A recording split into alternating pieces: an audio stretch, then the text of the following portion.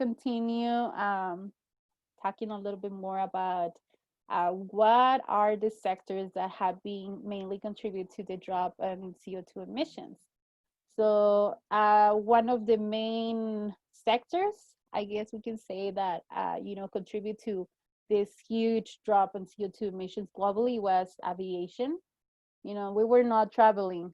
So of course, everybody was afraid to travel. Everybody was, cautious about, flying, taking a flight. So definitely aviation had a lot to do with these emissions that we can see this graph over here. We have also transportation, since we were staying at home.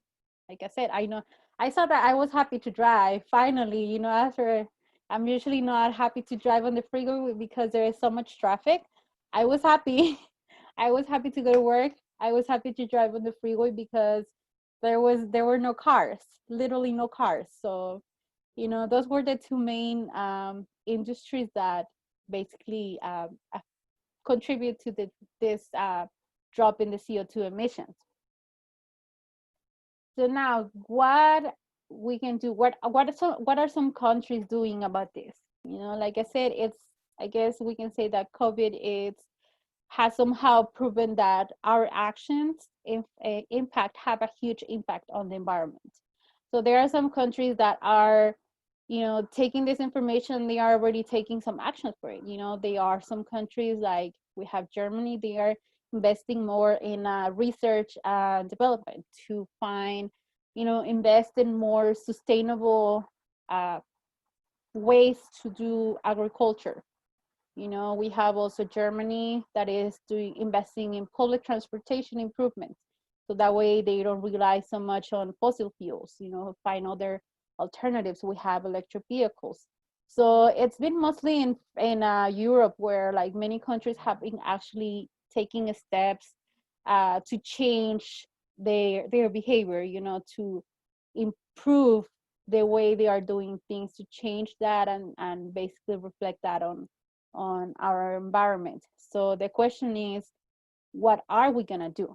Because it's not just, I guess it's not just the job of the government, or it's not just the job of the countries to change that. Our actions matter, and they matter a lot. So we can do, there are so many little actions that we can take that are gonna have an impact on that. So what can I do? So we can talk about, for example, like housing improvement. We can see in our houses, okay, we have, I know this is probably, requires investment, like more money, but there are some programs that can help you with that. I know the government, like California has great programs that help with like solar panels, or changing, like California, the Edison, sometimes they send letters like, hey, you want to change your appliances for more, I don't remember if they call it sustainable, but they can replace the appliances for the ones that are going to save you energy.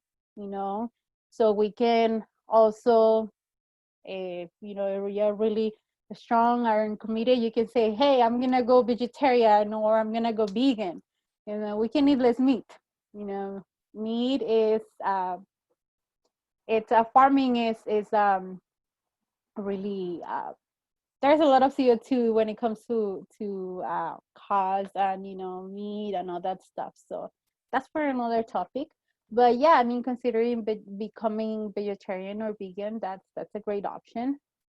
Definitely, like I said, I'm really one of my things is plastic pollution.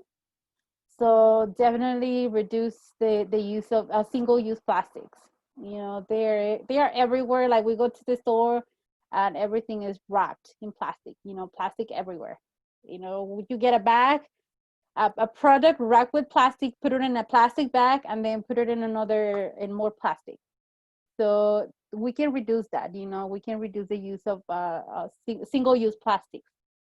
We can do more biking and less driving. Right.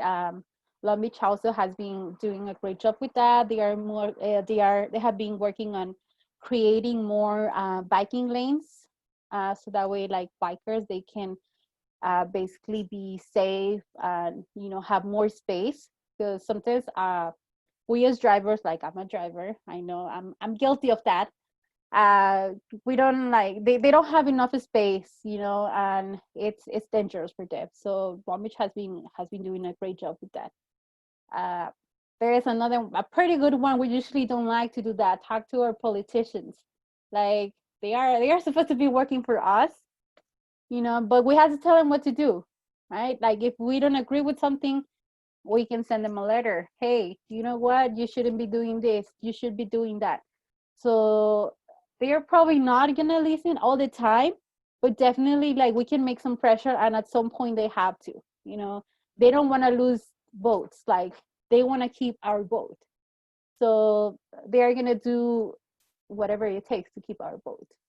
So talk to them.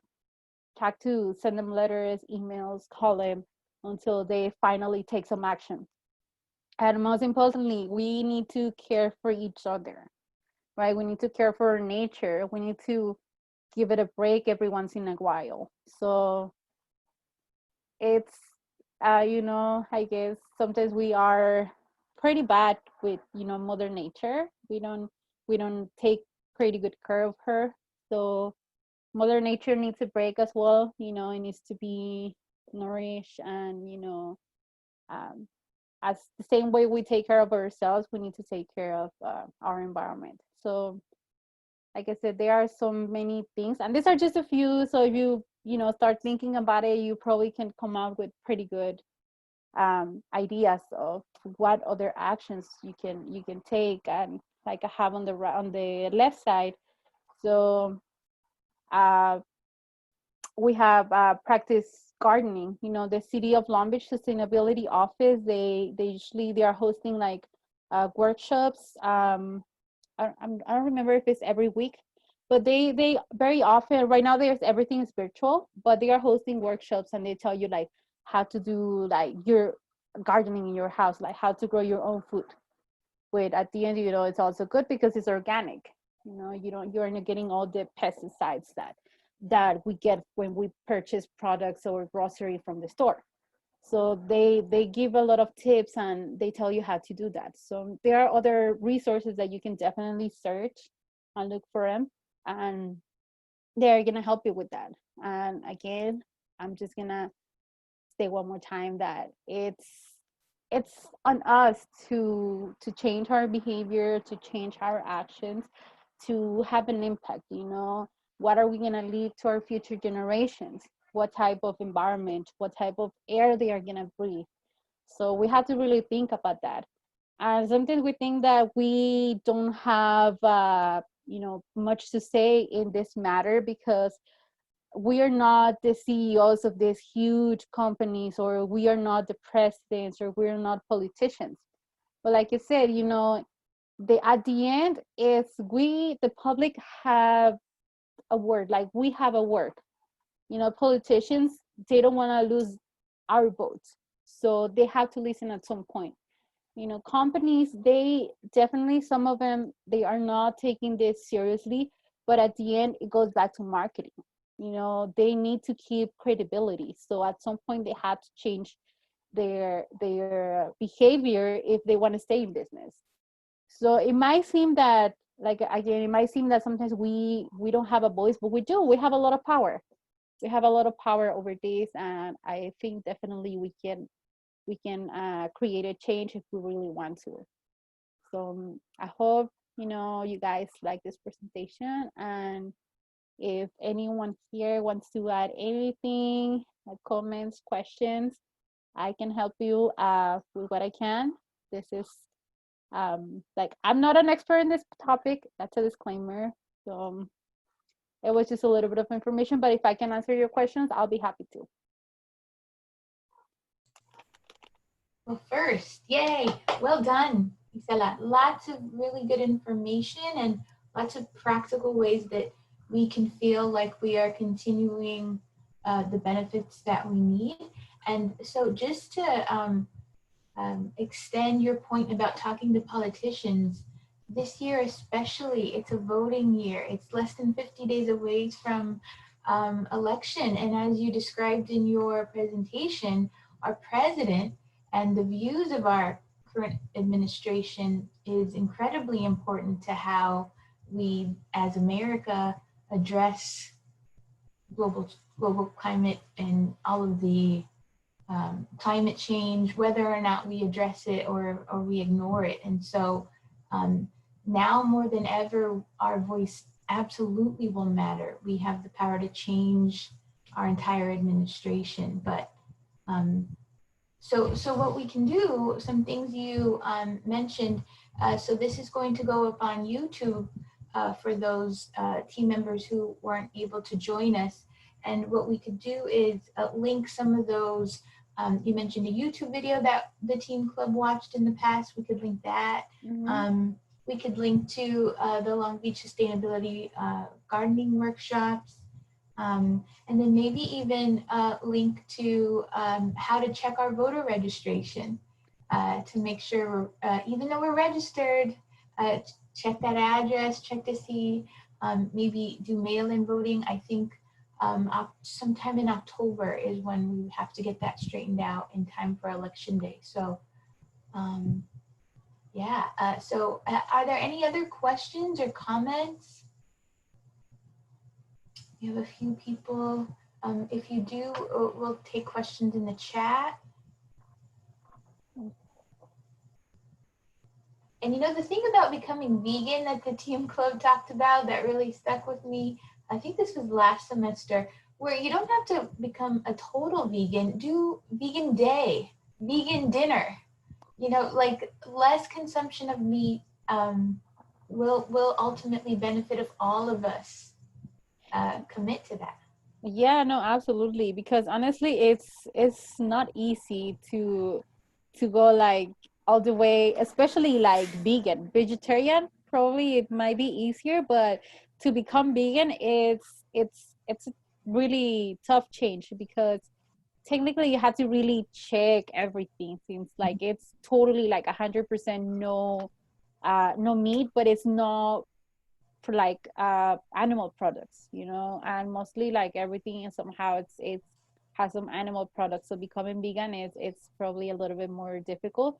So it takes time and commitment. But yeah, like you said, we can start with, you know, once a week, you know, hey, let's do a vegetarian day or a vegan day.